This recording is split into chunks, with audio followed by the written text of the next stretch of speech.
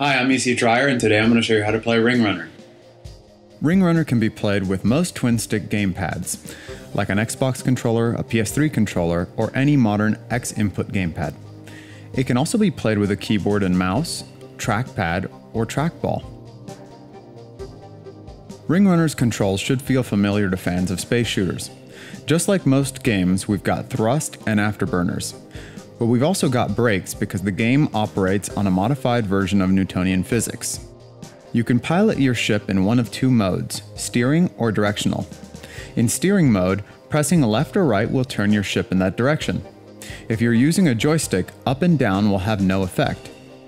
In directional mode, the joystick's orientation will directly control the direction in which the ship is facing, so up is up and down is down. The default is set to steering, and we recommend it because it's more accurate in the end. You can also control your aim with the mouse. In this mode, your ship turns towards your cursor. It should feel familiar to players of space pirates and zombies. In order to activate archetype abilities, which we'll cover in just a second, you'll have to press a modifier key. This can be bound to whatever you'd like. Flicking the mouse in any direction while the modifier is held will activate the archetype ability. You can switch between control modes at any time by going to the Control tab in the Options menu. Archetype abilities are one of Ring Runner's main features. These skills are always bound to a directional controller, such as the right stick on a gamepad, the mouse, or the trackpad.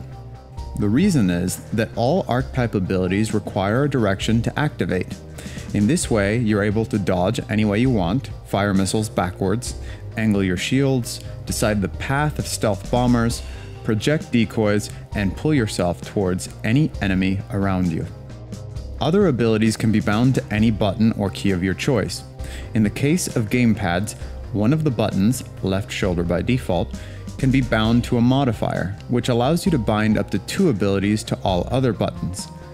For instance, pressing A will trigger one skill. Pressing A while holding down the modifier will trigger a different skill. In order to scroll within an element of the UI, use the right stick, the scroll wheel, or the trackpad.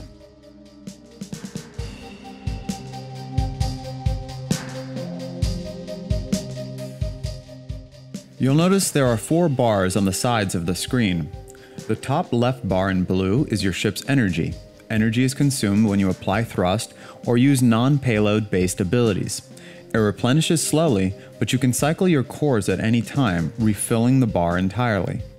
During this process of reloading, your ship is without power, meaning that you are disabled and your shields are down. The bottom left bar in red is your heat. Heat is generated when you apply brakes, thrust, or fire most weapons. It dissipates slowly, but can be consumed by a number of abilities. Some abilities use heat instead of energy. Heat also impairs your ability to cloak, so most rogues will want to run cold. Both energy and heat can go beyond maximum, filling up another bar over the first. This can improve the effectiveness of certain abilities, but you've got to be careful. If you reach the limit for the second bar of heat, your ship will overheat, bringing you to a complete stop and disabling you for a short period. Reaching the limit of your second energy bar will cause you to overload, which also temporarily disables you, but damages your hull rather than stopping you. The bars on the right correspond to shields and hull. With few exceptions, enemies will have to blast through your shields to get to your hull. The top bar represents your shields, which regenerate quickly. The bottom bar represents your hull, which repairs itself slowly. When this bar is completely empty, you're space dust. Most players will be familiar with skill hotbars and how cooldowns work. Once activated, the skill will turn gray and replenish. When it's fully lit, it means it's ready to be used again. If you forget what skills are bound to your buttons, you can check them in your bindings quick guide in the pause menu at any time. The ring around your ship represents your objective radar. The green circles are waypoints. You can also view your waypoints by bringing up the map. They're displayed there as X's. The 4 bars on the targeting reticle correspond to the same 4 pools of energy, heat, shields, and hull. They're a great way to get a lot of information about your target at a glance.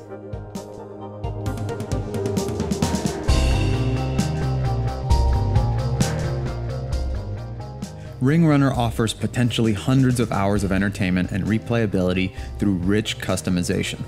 Since all of the game's over 300 abilities are bound to pieces of equipment, customizing a ship can radically affect the way it plays. The process is easy, but highly involved. Begin by selecting a hull from the menu and hit Customize. You can equip the ship from scratch or modify an existing loadout. Each of these icons you see over the ship's wireframe represents a node type, such as engines, shields, or weapons. The vertical bar, divided into little boxes next to the icons, represents the amount of slots available on this node. More powerful pieces of equipment will typically take up more slots. Selecting a node will bring up a list on the right side of the screen that contains all of the pieces of equipment that you own that can be equipped into the remaining slots. Now, with some nodes, you'll need to begin by equipping a primary. In the case of the engine node, this is the engine itself. The remaining slots can be filled with mods, which in our example can improve top speed, acceleration, reduce heat production, or increase your turn rate, to name a few. Most pieces of equipment will contain an ability.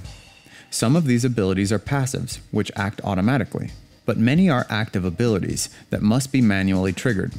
When you equip one of these, you will be prompted to bind that ability to a button. You can launch with a bunch of active abilities or just a couple and load up on passives.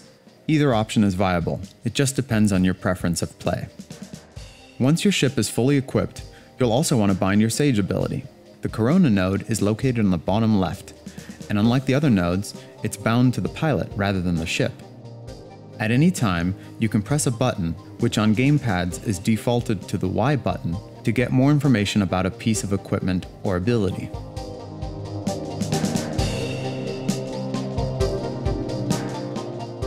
Now, Newton's first law states that an object in motion will stay in motion until acted upon by another force. This is true for ships and objects in Ring Runner, but while you're applying thrust, you'll move faster than when coasting. We implemented this to allow slower ships to catch faster ships that have hit maximum speed and turned around to fire backwards as they move away. You may have noticed a small bar next to the icons of your hotbar. If this bar is blue, it means the ability consumes energy or heat with every use, but has an infinite payload. A green bar means the ability consumes payload, and these abilities are typically things like rockets, mines, and turrets. You can think of payload as energy on reserve. When you've used up all of an ability's payload, you can reload it by consuming a large amount of energy all at once. A balance of payload and energy-consuming abilities will let you stay in the fight longer. Targeting is handled automatically, but you can manually select your targets as well. If you're using a gamepad, this is done by holding down the modifier and flicking the right stick in the direction of the desired target. If you're playing on a keyboard, the game uses a form of tab targeting, which cycles through targets based on your face direction. Gemini beacons work a lot like combo points. You can put up to 4 of them on a target, and use them to unleash powerful attacks and sabotage. They're represented as green notches on the target reticle.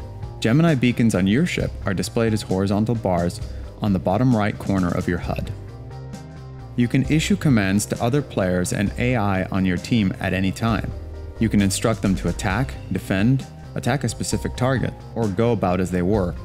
On gamepads, you can bring up these commands by pressing down on the left stick and selecting them by flicking it in the corresponding direction. On the keyboard, they're bound to the function keys by default. Ring Runner is all about customization. We want you to make this game your own. One of the ways we do that is by allowing you to create a custom list of your own kill sounds. These are the sounds that will play whenever you defeat an enemy ship.